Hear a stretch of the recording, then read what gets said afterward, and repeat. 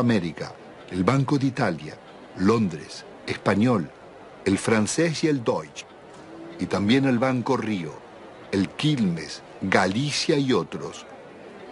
Multinacionales como ESO, Fiat, IBM, Ford, Mercedes-Benz, Swift, Pirelli, los grupos empresarios locales de Pérez Compán, Bulguerón y Bridas, Macri, Techin, Fortabat, Pescarmona, Gruneisin, Soldati, Cogasco, Celulosa y otras.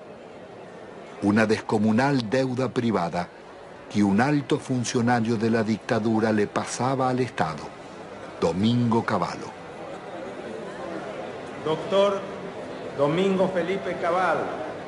Convertido en superministro de Economía de los gobiernos de Menem y de la Rúa, sería responsable del permanente crecimiento de la deuda y de los mayores despojos que sufriera el pueblo argentino.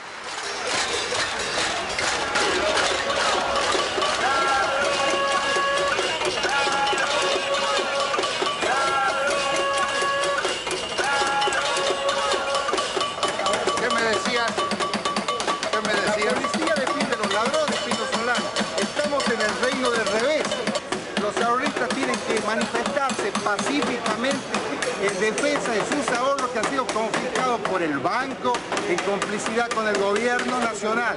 El Estado debe salvaguardar los derechos de los ciudadanos, no debe robarlos.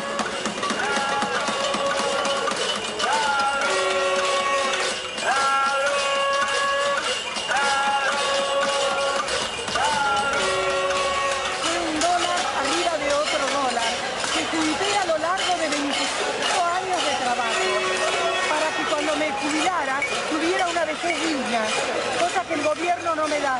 ¿Por qué no nos tratan los bancos como tratan a sus ahorristas en el exterior? Y yo los puse en bancos privados porque desconfiaba de los bancos nuestros, porque ya me agarraron en el 89, pero evidentemente soy una estúpida. Entonces, ¿qué necesitan? ¿Una bomba? Yo no soy de poner bombas, pero al menos me desahogo con la cacerola. Esta cacerola le hizo puré a mis hijos para que cada vez que la vea sepa que si me roban porque ellos son unos sinvergüenzas, pero yo luché por mis derechos. Yo soy el decano de los canonistas de Avellaneda, 65 años vendiendo diario y todos mis ahorros están en el Citibank. ¿Por qué no me lo devuelven? El gerente me dijo que me lo iban a devolver. Mentira, mentira y mentira. Y todos mis ahorros del sacrificio de mi vida los tengo ahí. Hay una deuda externa en la que los bancos le deben a la Argentina. Es una deuda inversa, en cierto modo, porque las casas matrices tienen que hacerse cargo de los depósitos bancarios.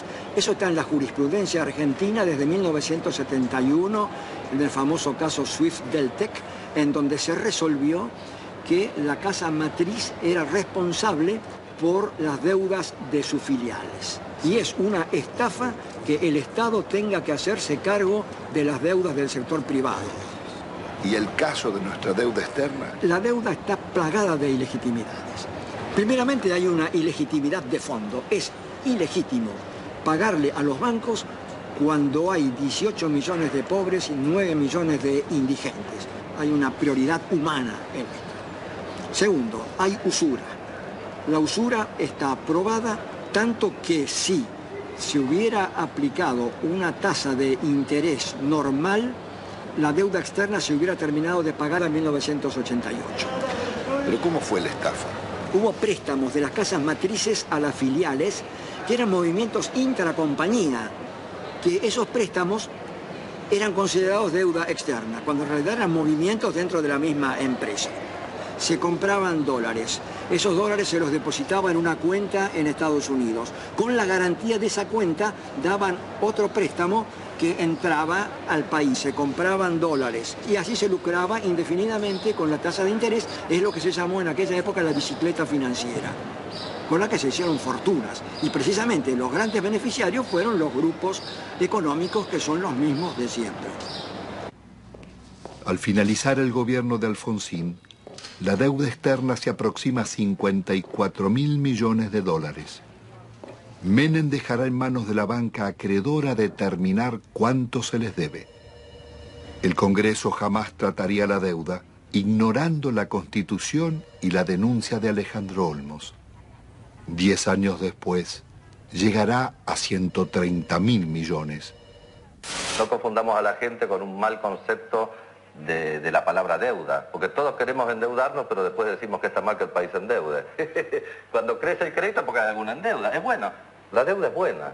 Todos queremos darle crédito, todos hablamos que hay que darle crédito a la población, que está surgiendo el crédito hipotecario. Es bueno endeudarse, no es malo endeudarse. Se vuelve absolutamente pertinente una cosa que los norteamericanos inventaron hacia 1898 con la ocupación de Cuba. En ese momento había bancos españoles que le habían prestado a la autoridad colonial cubana. Los norteamericanos dijeron, si el pueblo de Cuba no ha sido beneficiado por estos préstamos, no hay deuda. En 1923, cuando un banco británico, entonces el Royal Bank of Canada, le prestó a un tiranuelo de Costa Rica que se llamaba Tinoco unas uvas que estos utilizaron para sí mismos. El Royal Bank of Canada pretendió que Costa Rica le pagara y se produjo un pleito y el árbitro resultó ser un expresidente de los Estados Unidos, el presidente William Taft.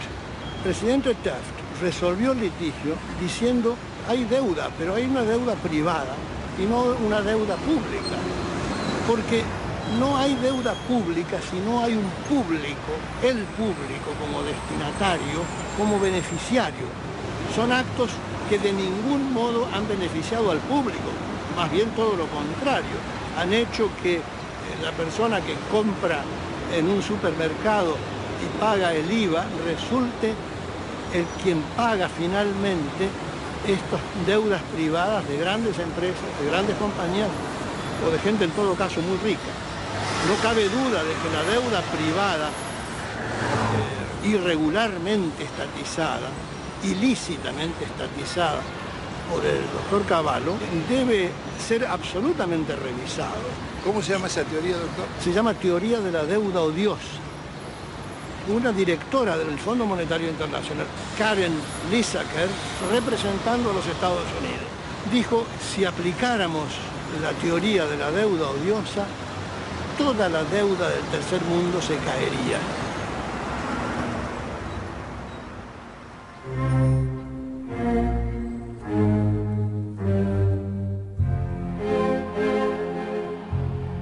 La democracia retorna de la mano del radical Raúl Alfonsín con un discurso socialdemócrata. Promete defender los derechos humanos, dar batalla contra la pobreza y demostrar que con la democracia se estudia, se cura y se come. Al balcón del histórico Cabildo de la ciudad de Buenos Aires, el presidente de la República Argentina. La enorme responsabilidad de asegurar la democracia y el respeto por la dignidad del hombre en la tierra argentina.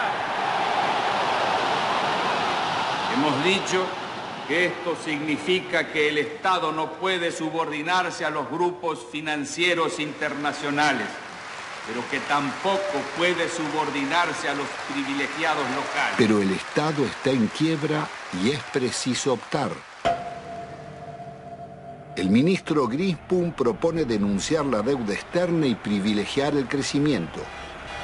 Alfonsín lo considera inviable y cede a la presión del poder. Y esto ha de lograrse a través de un ajuste que va a ser duro y que va a demandar esfuerzos de todos. Esto se llama, compatriotas, economía de guerra. Y es bueno que todos vayamos sacando las conclusiones. El drástico ajuste se llama Plan Austral. Una vez más, millonarios recursos públicos pasarán a los bancos y corporaciones. Alfonsín actúa con un doble discurso. Promete investigar la deuda, pero ordena al presidente del Banco Central legitimarla. Promueve el juicio a las juntas militares por los crímenes de la dictadura y 2 años después Las leyes de obediencia debida perdonarán los delitos cometidos bajo órdenes superiores. Es el logro de la insurrección de los oficiales cara pintadas. La población sale de sus casas y desafía los tanques.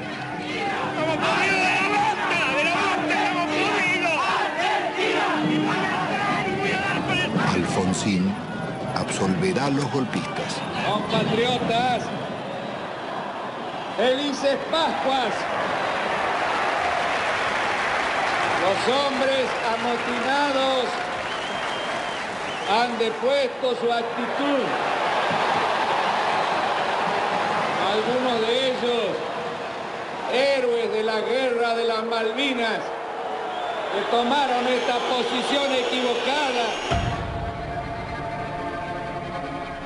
La derrota electoral del radicalismo acelera la crisis. Un golpe del mercado desata la hiperinflación y se producen saqueos en los supermercados.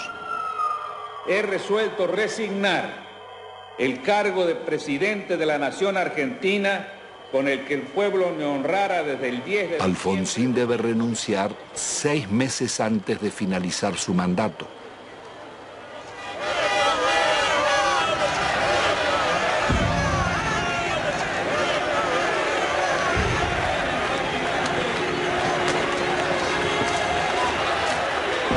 El justicialista Carlos Menem llega a la presidencia argentina después de haber gobernado varias veces la provincia de La Rioja, una de las más pobres del país. Su meteórico ascenso coincide con la caída del muro de Berlín y las ideas del consenso de Washington. De lenguaje franco y gesto de predicador, Menem promete revolución productiva y salariazo. Luce las patillas del viejo caudillo Facundo Quiroga, el tigre de los llanos.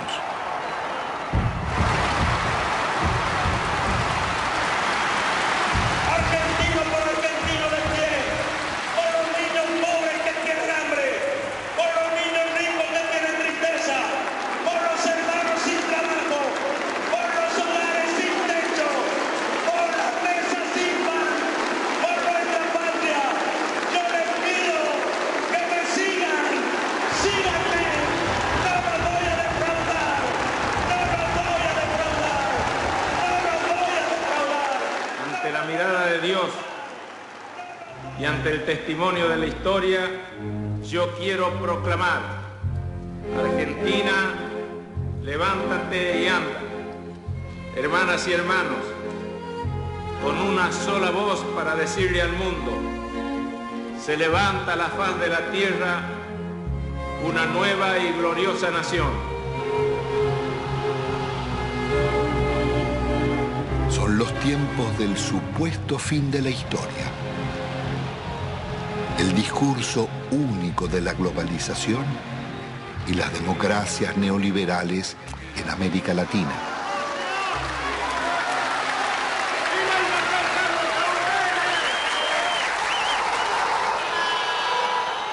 Días después, abandona las patillas y promesas reformistas y traiciona a sus votantes. El programa de gobierno será el de la minoría liberal conservadora que lidera el ex golpista Álvaro Alzogaray. Hoy todo cambió y una nueva relación ha comenzado. También una nueva forma de vivir y de pensar. Aunque todos parezcamos los mismos, un cambio decisivo y fundamental se ha instalado entre nosotros.